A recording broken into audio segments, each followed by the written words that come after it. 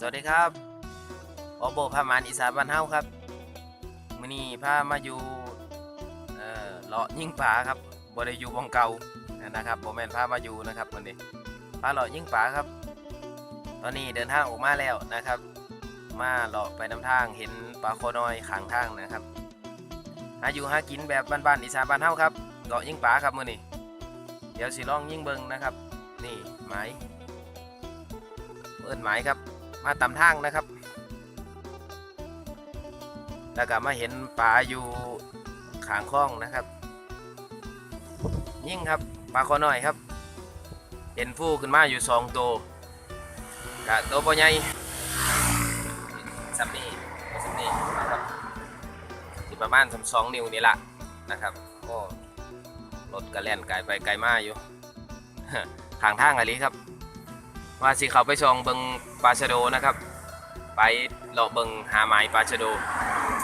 นะครับเดี๋ยวติดตามกันเบิงครับทั้งอากาศอำนวยสกลนครครับอโบพามานอีสานบ้านเฮาสิเป็นจังใดมื้อนี้ติดตามกันเบิงครับ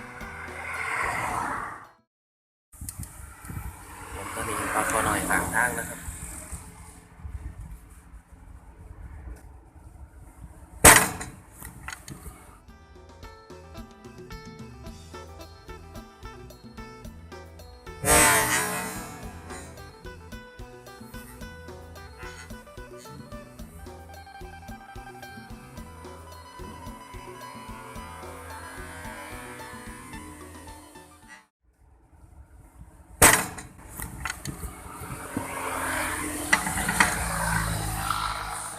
โอ้ยเสือขาดเลยครับครับผมลงกับปลาขึ้นมาแล้วนะครับไอเชือกขาดครับยิงไปแล้วเชือกขาดแต่ว่าก็ได้ปลาอยู่นะครับนี่ครับยิงถึกปลาอยู่โอ้อันตรายนะครับเชือกขาดครับมันขาดตรงก้นลูกพอดีนะครับนี่ปลาน่ะได้แล้วนะครับยิงอยู่ข้างคลองข้างทางเลยล่ะยิงไปแล้วเชือกขาดแต่ว่าถือปลาแล้วลูกมันฝังดินครับนี่ปลาตัวใหญ่นะครับปลาคอตัวใหญ่นี่ครับลูกมันฝังดินไว้นะครับตอนลงไปมันคาอยู่เงียงนี่นะครับบ้านได้รอดออกเงียงนี่ปลาก็เลยยังอยู่นะครับเดี๋ยวสิให้ไปเบิ่งบองลูกมันขาดได้ช่างใดนี่ครับลูกมันมาเกี่ยวตรงนี้พอดีผมเปลี่ยนยางใหม่นะครับยางขาดครับเดี๋ยวซูมออกก่อนผมเปลี่ยนยางใหม่ยางเก่าขาดก็เลยปีกสันครับมันปีกสันอันตรายนะครับนี่ยังมาติดนี่ครับอันนี้มันจากเงานะครับมันเงาว่าก็พอถือว่าเงาปันไหนนะนี่ครับอันนี้ก็ถือว่ายังอยากเงาอยู่นะครับปกติของผมสิประมาณนี้นะครับผมสิเหลือจากปลายมันไว้ประมาณขอมือนึงนะครับเพราะว่ากันสายตัวนี้แหละไปเกาะเอาไอ้สายก้นลูกกันยางนะครับกันยางไปเกาะเอาสายก้นลูกนะครับแต่ว่าตัวนี้ก็ยังผิดพลาดอยู่ไปเกาะเอาสายก้นลูกคือเก่าครับขาดครับแล้วก็อีกบองหนึ่งที่มันมักขาดก็คือเวลาเฮาเอาผมมัดใส่ก้นลูกนะครับจะให้ภาพเบิ่งลูกอีกสักก่อนโอ้ยังมาอีกตัวหนึ่งอยู่ปลาคอนี่ครับต้องบอกได้เอาออกแต่ลูกอยู่ปลาคอก็ได้นี่ผมมัดก้นลูกอย่างซี่นะครับเวลาเฮาเอาเข้าไปใส่ไก่ล็อกนะครับมันก็จะมีการเสียดสีกันกับร่างอยู่ตรงนี้นะครับก็ต้องระวังนะอันนี้ถือว่ายังโชคดีอยู่ครับมันบดดีดขึ้นมาหาเจ้าของนะครับเดี๋ยวเก็บปลาก่อนครับได้มาแล้วแต้มหนึ่งมือนี้นะครับเดี๋ยวเก็บปลามัดลูกใหม่ก่อนเดี๋ยวปรับสายยางเปลี่ยนยางใหม่ครับมือนี้ครับเปลี่ยนยางใหม่ตั้งยางใหม่ก่อนสงสัยยังยาวอีกอยู่กันยางมันดีดนะครับเอาเป็นว่าเก็บปลาก่อนครับ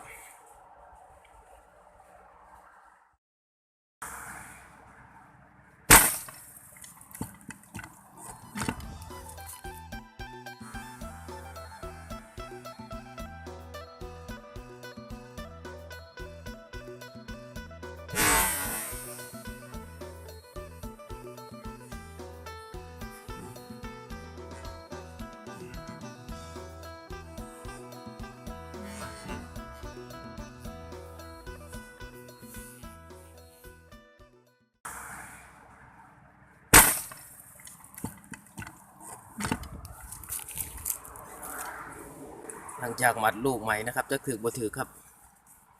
เดี๋ยวดึงขึ้นมาเบิ่งก่อนนะครับโอ้ย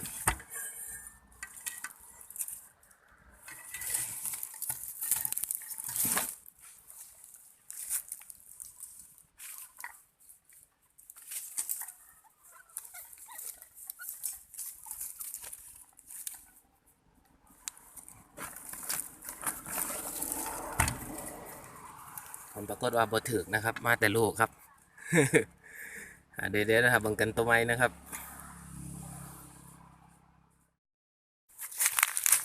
เจอตัวแล้วครับ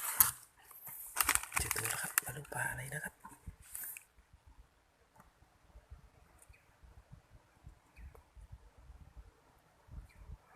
ออกไปไกลแท้เดี๋ยวรอมันเข้ามาใหม่นะครับว่ามาจอบยิ่งปลาโดนะครับแต่ว่าทาโดนแล้วบ่เห็นปลาโดเขานะครับเห็นแต่ปลาน้อยตัวนี้แหละแล่นไปแล่นมาก็เลยว่าสิยิ่งแล้วก็สิออกไปไม้ใหม่เอ้าแล่นลบขึ้นมาพี่แล้ว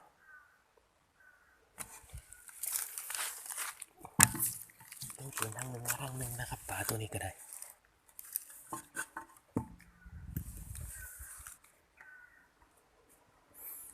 ไปทางไม้เต็กตอนนี้มาอยู่ทรายหวยบันว่าแล้วนะครับเปลี่ยนไม้ครับเมื่อเช้านี้อยู่เขาเอิ้นอีกอย่างคือบ่ออ้อนะครับอยู่ซบหวยอยู่บ่ออ้อนะครับเจ้าที่แห้งครับไปพอห้างแตนปีนต้นไม้ขึ้นไปพอห้างแตนพอดีแตนเล่นเอาไป2-3 แม่ ย้ายไม้เลยครับเปลี่ยนไม้ทันทีเลยตอนนี้มาอยู่ใส่หวยบันว่าครับเห็นปลาคอครับว่าสิยิ่งนะครับเดี๋ยวหาบองนั่งยิ่งจับเจือก่อนนะครับรีอยู่ใต้ใบไม้ใบนั้นนะครับโอ้ยซูมเต็มที่แล้วครับขึ้นแล้วครับขึ้นตัวนึงแล้วเดี๋ยวรออีกตัวนึงนะครับใจเย็นยิ่งแบบใจเย็นครับมันไก่แห้งคิดว่าสิบ่ถือมันนะครับมาแล้วเฮ้ยดิ้นยังโอ้โห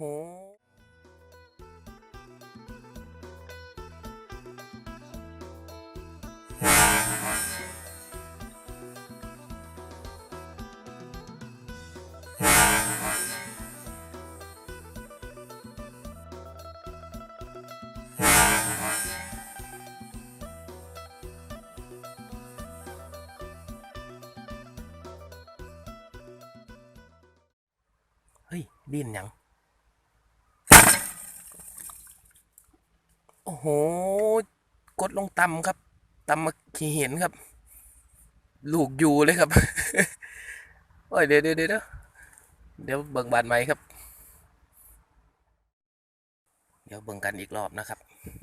ยิงบาดแรกลูกตำบักหินครับลูกตำบักหินยังแดงๆอยู่นะครับนี่ครับ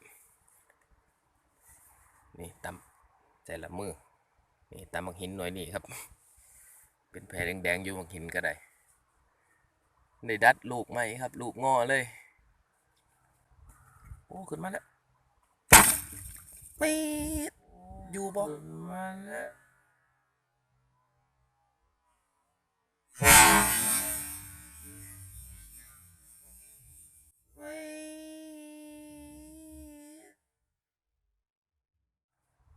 โอ้ขึ้นมาแล้ว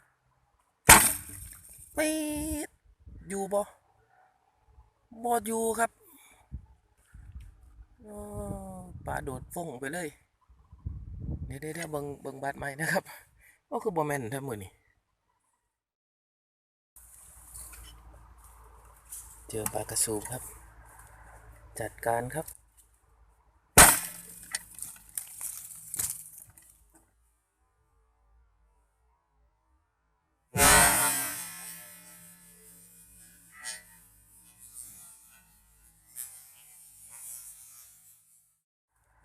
จัดการครับ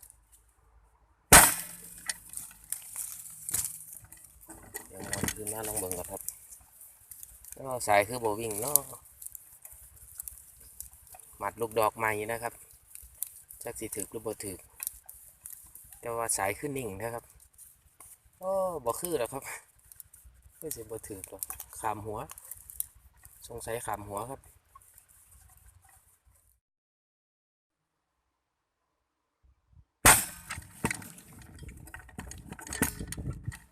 เรียบร้อยครับตัวนี้ถือครับตัวนี้บ่ทนครับเล่งคักคือหยัง ถือครับตัวนี้บ่ทนครับ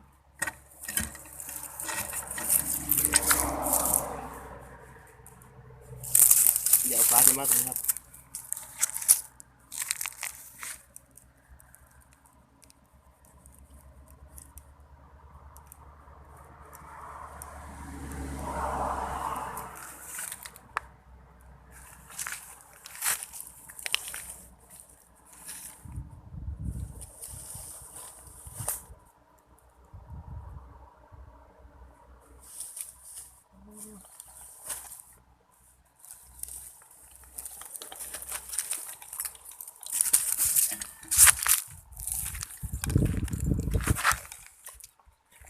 โอ้เป็นปลาชะโดครับพี่น้องบ่แม่นปลาคอเป็นปลาชะโดหน่อยครับนี่ครับสงสัยมันขึ้นมาพร้อมตอนน้ำท่วมนะครับสงสัยมันขึ้นมาตอนน้ำท่วมโอ้ถึกกระดานหัวครับสมพ่อเพิ่นยังอยู่นี่ครับเป็นปลาชะโดหน่อยนะครับนี่ได้อยู่ดอก2 นิ้ว3 นิ้วได้อยู่ดอก3 นิ้วตัวนี้นะครับปลาชะโดหน่อยครับเห็นเป็นเงาขึ้นมานะครับจิบน้ำแล้วหันไปเห็นตอนจิบน้ำเลยลงแล้วนะครับก็คิดว่าแมนปลาคอก็เลยเร่งกะเผื่อระยะจังหน่อยก็สุ่มแล้วก็ยิงลงไปนะครับปืนตัวเก่านี่แหละครับร่างอลูมิเนียมกลมช่างละทายช่างน้อยสารยายิงอยู่ข้างทางครับ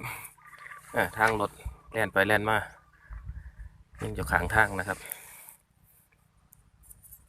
ยิงอยู่ข้องข้างทาง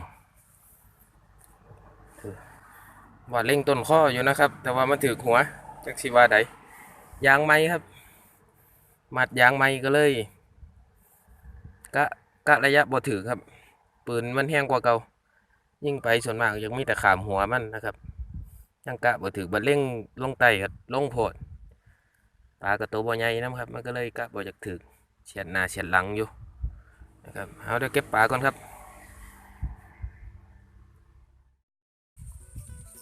ครับผมตอนนี้ก็สิได้เวลาเมื่อแล้วครับค่ำแล้วนะครับ